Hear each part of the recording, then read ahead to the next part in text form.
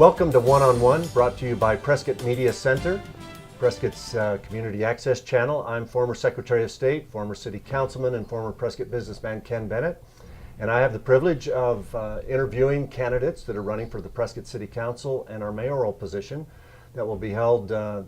Primary election is this August. And right now we have the opportunity to visit with Phil Goode, who's one of 6 people running for the Prescott City Council, 3 positions on the City Council. Welcome, Phil. It's good to have you with us. Glad to be here, Ken. Okay. I appreciate it. Tell us a little bit about your background. How long you been in Prescott? Who's Phil Goode? Well, I was born and raised in the Sacramento, California area. Okay. Typical kind of suburban upbringing. Okay. I enlisted in the United States Army after graduating from high school. Served 6 years with the Army, including a full combat tour in Vietnam. Oh, really? Okay. With the 101st Airborne Division. Thank you for your service. Thank you. Appreciate that. I had a brother-in-law in the 1st Tank Battalion. Armored Division. Yeah, they kind of got stuck in the mud a lot of times where I was He wouldn't tell me a lot of stories about what goes on in the jungles with those tanks. I couldn't get him to. I'm afraid he saw some things that he didn't like to talk about. Sometimes it's difficult to do that. Yeah. After returning from Vietnam, I was assigned to the 4th Infantry Division in Fort Carson, Colorado, and served there, and then finished my tour as an active non-commissioned officer in the Sacramento area. I went back and finished my college degree at Sacramento State University with a bachelor's in biological sciences and a minor in chemistry and psychology. Graduated magna cum laude there. Okay. Entered the medical device industry field. Finished my master's degree, got an MBA from Management Research Institute in 1980. And then began a career with about 5 different medical device and supply companies throughout the United States. Alrighty. Over 35 years. I lived in Dallas, Texas, Houston, Texas. Lived here in Phoenix back in 1982 off of Indian School down in Phoenix, and also up in 82 or 92? 82. 82. 82. Okay. All right. And That's then, about the time I was getting married, so I'm just trying to think what Phoenix was like in 82. There was a lot of open space down there. Yeah. It was an interesting time. My brother moved here about 20 years ago. He lives down in the Tucson area, so I've spent a lot of time in Phoenix over the years, or Arizona over the years. Right. But coincidentally, had never visited Prescott. Okay. So after my career was winding down and started to think about where I wanted to retire. All right. I looked at various places around the West, and my wife encouraged me to visit Prescott. She had visited here. Was she aware of Prescott before you were? About 25 years ago. Came up and. What's her name, by the way? Her name is Toby. Toby. Okay. And we have 4 grown children, 3 college graduates, and one that's slowly making her way through the that educational process. Okay. But she said, boy, I tell you, we got to look at Prescott. Okay. So we came here first in about 2009. All right. And as I've told her before, that it was really love at first sight. I mean, when I came here, I mean, I've always loved the historical nature of the West, Western landscapes and the environment. So the first time I saw it, I said, wow, this could be the place. So I said, we've got to come back every part of the year. We're going to come back and rent for weeks, and I really want to experience it because I'm serious about doing this. And what other places did Prescott compete with? Well, I looked at Portland, Oregon. All right. Actually, right across the river in Vancouver, because I figured that was the ideal place. You live in Washington, you got no state income tax.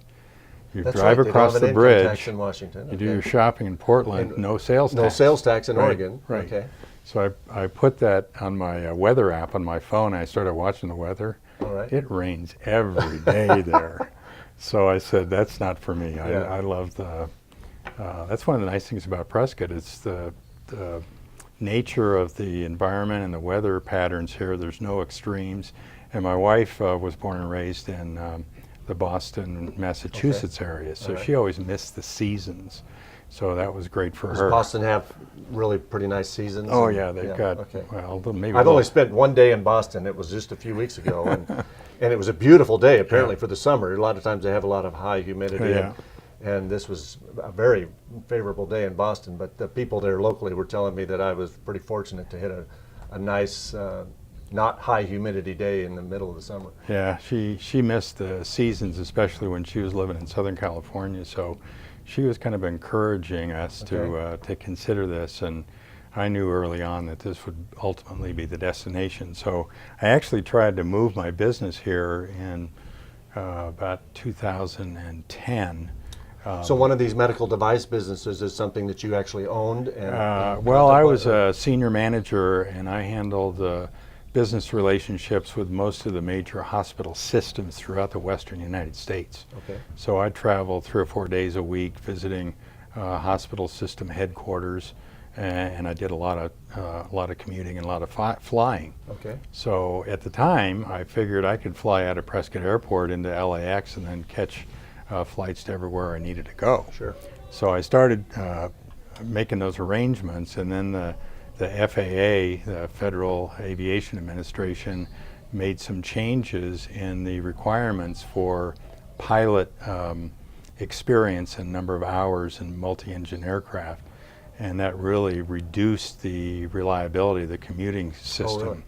So I had to put that on hold for another couple of years, and then we finally were able to permanently relocate a few years ago. Okay. But in the meantime, I literally read the Daily Courier every single day for 5 years. Is that right? Because I really wanted to know. Online, or you had it mailed Online. to you? Okay. Online. Yeah. Wanted to understand what the issues were in Prescott, and have a good understanding of what were the issues in the community, because I've always been involved not only as in my professional management career, but I've been involved in a lot of public policy, election campaigns, just a person who's really involved in the community, and I intended to be that way when I arrived. And Okay.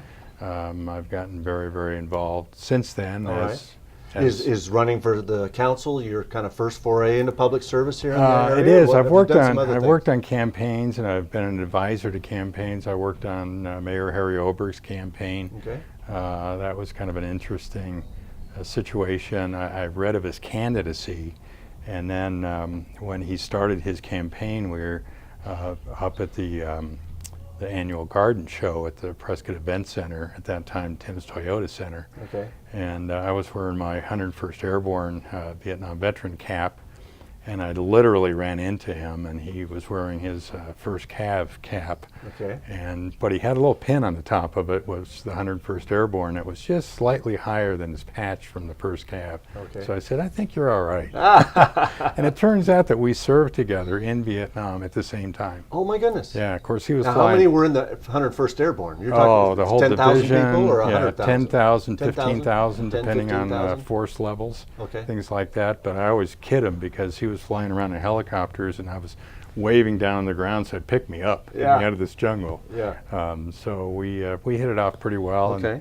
And I'd had some experience working on campaigns before, and offered my assistance, and we worked hard in his campaign, and fortunately we prevailed, and Okay. he's done a great job as mayor, and I support a lot of the issues that he began, Okay. and hope that I can support their continuation and completion if I Well, want what to are see some on of the council. specific issues that compel you to seek office yourself? Well, as I was telling you, I've been very involved in the community. One of the first things I did was to volunteer for the mayor's ad hoc sober living home committee. All right. I had followed this issue in a number of communities over the years, and was pretty familiar with how difficult it was to manage that from a Okay. community perspective under the American Disabilities Act. All right. So I volunteered for that, and the mayor named me as co-chairman. So I also worked with our Representative Noel Campbell when he was down at the legislature trying to get that permissive state bill passed. Okay. which he was effective at, and we've been able to really bring down the number of homes in the community from north of 300 down to probably below 50, Wow. just in a matter of a little bit over a year. So that's been very successful. I think it needs Was to that be done through a continued. regulatory type of a thing, or was Yeah, it it done? was. Was there some natural attrition there that 300 was probably? Well, it more was a than combination of things. By instituting the ordinance and requiring legitimate training for house managers, reasonable requirements for health and safety, and at the same time, this whole rehab home industry issue was becoming such a big publicized issue, especially in Prescott, that we had some fraud investigators from one of the biggest insurance companies come in to start looking at some of the Oh, right. operators we Okay. had. All right. So they did a pretty significant job in getting some of those operators to decide that maybe they should be moving to another location, Oh, really? which was fine with me. Okay. But regulation, I think, will reduce the number of operators down to the ones that are really offering legitimate rehab services. Now we're down in the 50 or Yeah, probably 40 or 50 50 range, range, and okay. it may get smaller with that as we continue to work on enforcement of their requirements and things like that. So Okay. that's a big issue. Clearly, the public safety pension issue is a very, very serious issue. Alrighty.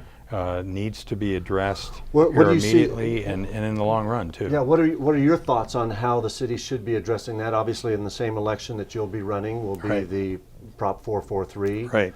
which the current council, I guess, recommended the idea of a 3/4 cent sales tax Right. for 10 years or up to 10 years Right. to pay down the unfunded liability of that.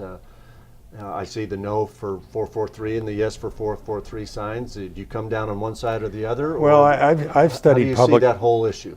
I studied public tax policy for a number of years, and when I came here, I joined the Citizens Tax Committee as their public policy chairman, because you and I both have seen tax proposals voted on, passed over our years as voters, and many, many times we're told that this tax is going to be used for this purpose, and then we find out it's used for another purpose, or the money is completely squandered and the problem that's supposed to be solved never gets solved. Okay.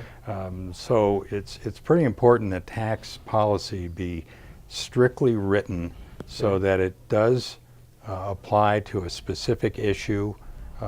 It restricts usage of those dollars only to that issue, right. and it has to sunset. It has to expire when that issue has been resolved. Okay. So I set that as a basic criteria. And when we've seen this issue come up several times now. During Harry Oberg's campaign, there was the 0.55 proposal. Now, the we is the Citizens Tax Committee? Well, the city, or the just citizens of generally- Prescott.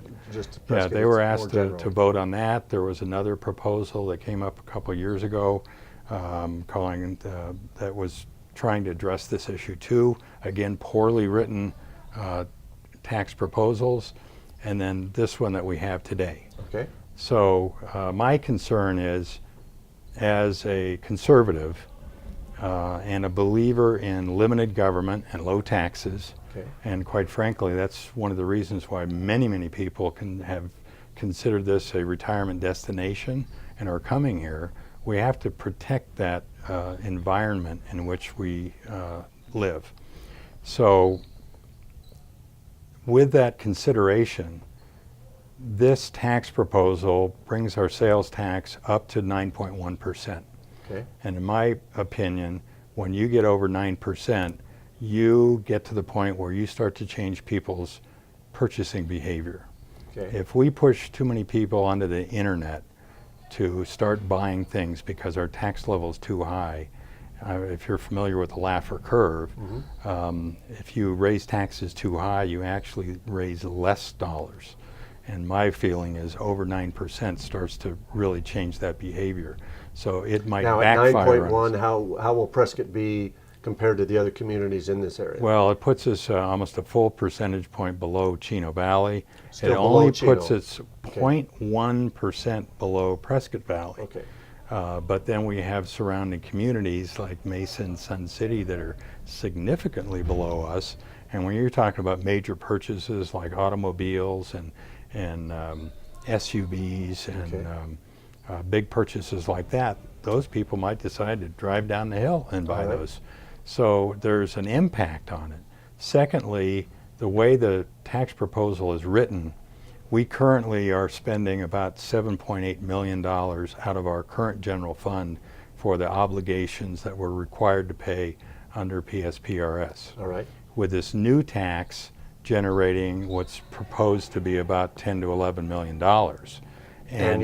Annually, and it's dedicated to that unfunded liability solely, then the perception is that these two are going to go together and combine to generate maybe $17, $18 million that can go against this $82 million liability and pay it off in 5 to 6 years. But that's not how it's written. Right.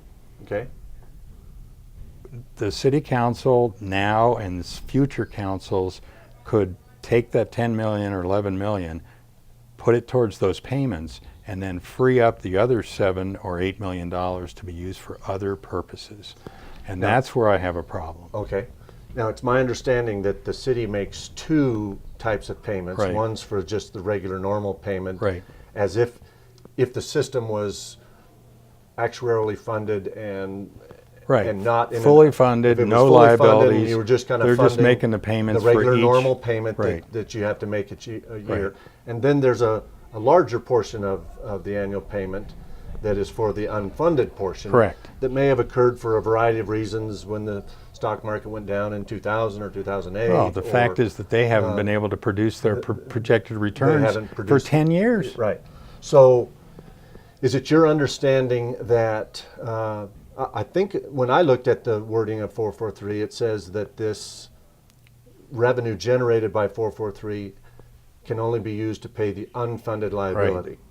Does that mean that the city would still have to continue to make the payment for the normal out of their Only existing their normal, funds? which is about $1.5 million. Okay. So their current unfunded liability portion of that now can be used for whatever purpose. Okay. It can So be it used could be for other city supplanted, services, okay. or it could be added to this additional tax. Okay. But the If city, you're elected Right. city councilman and 443 passes, sounds like maybe you're not supporting 443, but if 443 passes and you're on the council, do you support the city making its regular annual payment out of existing funds and all of the 443 monies going to the unfunded? absolutely. I think that's how the public is being told it's going to be used. Okay. And we have an obligation to the public to follow through with that commitment. Okay. I don't think that we can ethically do anything other than that. All right. So I would support But you're that. concerned that the wording of the proposition doesn't actually maybe require that, and you wish that Right. it would? Right. Okay. That's one of the issues I have. Now, secondarily, both of our state representatives, David Stringer and Noel Campbell, have been given the authority by the Speaker of the state legislature to go out and educate the entire state, and particularly those cities that are seriously unfunded, so they have a And thorough apparently Prescott's understanding. one of the more unfunded ones. They're in unfortunately, probably the bottom 10 or bottom 15 out of 200 out of plus? 256 total entities. All right. But a lot of those people are not really aware of how dire the situation is. Okay. And continuing to tax and throw money at a system that's fundamentally flawed, it's not sustainable. Without fundamental reform, this system will collapse. The only question is when. So what's the fundamental reform that you think needs to occur, maybe more at the state level rather than what you might be able to do at a city council level? Well, the state legislature can make some reforms. They can totally staff and redesign their investment teams. Their investment teams for this fund have been pathetic. Okay. Their returns have been so poor, that if you or I had an advisor in our own 401k or retirement plans, we would have fired these guys years ago. Alrighty. But they continue to stay here. They continue to make the same mistakes. They continue to miss their targets by huge amounts, and these liabilities continue to grow. All right. So the unions and the rank and file have to understand that if they don't reform this issue, this pension system will collapse and they'll lose significant amounts of their pension. We've already seen this happen in California. They've had 2 entities in their system fail to make their payments for different reasons, and their retirees have had their pensions reduced by over 60%. Wow. Can you imagine being a 75-year-old ex-police officer living on a pension, and all of a sudden you get a letter in the mail saying your pension's been cut by 75%, 65%? It'd be horrible. Right. So how do it we has avoid to be that? done. Do you support 443 then, or? I don't. You Because don't. Okay. I would like to see our legislatures engage in reform at the legislative level. If we tax ourselves while our own representatives are trying to tell everyone how dire the situation is, but we decide to go ahead and tax, how compelling will their arguments and presentations be? So I think we need to at least give them the chance to engage here, and we probably need to rewrite this tax proposal so it's specific and it handcuffs our council to only use it for those intended purposes. So I think the timing's bad and the language is bad. Okay, it was my understanding that it does say that all of the funds have to be used Right. for the unfunded Right. mandate. Are you saying that you'd like it to be rewritten so that the monies that the current council has already been putting in before 443 monies started to flow, that they would have to maintain that level? They have to pay their full PSPRS designated payment out of the general fund, and this tax money has to be augmented and added to it, period. Okay, all right. They could have done that, but they decided not to because we've heard now multiple times When in you say public hearings Okay. that what they want is to be able to relieve the general fund, to be able to restore and expand other city services, whether it's police and fire, or library services, parks and recreation, general government. Okay. Those are the things that come out of the general fund. Right.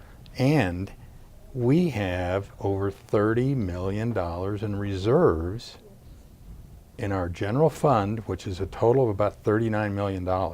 That's an 85% reserve level. All right. Now, you've been in government long enough, Ken, to know that a prudent reserve is generally defined as 15 to 20%, not 85%. So it's 85% as far as a portion of their normal annual budget. Of their general fund, General which fund is budget. where this payment for pensions can only come from. Okay. So my point is, we Use want, more of the reserves. that's where we should be looking at first before we decide to tax the public. Okay. Look at our reserves, streamline government, and utilize those resources first. Okay. Now, did the council recently vote to use some portion of those reserves? They finally did. I've been talking about this for probably 3 or 4 months. I'm the one that brought up this whole reserve issue to them. And they finally decided last, I believe it was a week or 2 weeks ago, to commit themselves to using these funds for an augmentation to that payment as we described. Okay. But that only requires them to do that for this council. Right. They legally can't handcuff future councils Right. to use that money for whatever purposes they choose. Okay, what other issues compelled you? That's a big issue. That's a Yeah. big issue. Right. And any other issues that you would want Well, I'm our viewers concerned- to know about as I'm far cer- as your focus? I'm concerned about growth and water resource management. Okay. I think I serve on the Planning and Zoning Commission for the city, so I look at a lot of these planned area developments and the developments that are coming in requiring water allocation, and at the same time I'm on the Public Policy Committee for the Citizens Water Advocacy Group. So as I described, my background, original training is in science, so I have a pretty good understanding of a lot of these kind of difficult scientific issues. All right. And I think in order for us to have a long-term growth plan, I think it needs to be very, very modest until we can have a long-term plan for our water. Okay. What are we going to do with our water rights in the Big Chino development. How are you going to get that water from Big Chino to Prescott? How it's going to impact future development plans, especially the large developments. Those have to be answered before we continue to approve these big annex developments on the periphery of the city that draws our services down, public safety, fire and police, utilities, things like that, have a big impact, and we can't fund them. We can't charge an impact fee. The legislature took that away from us, 3 or 4 years ago, right? Not while I was there, though. I know.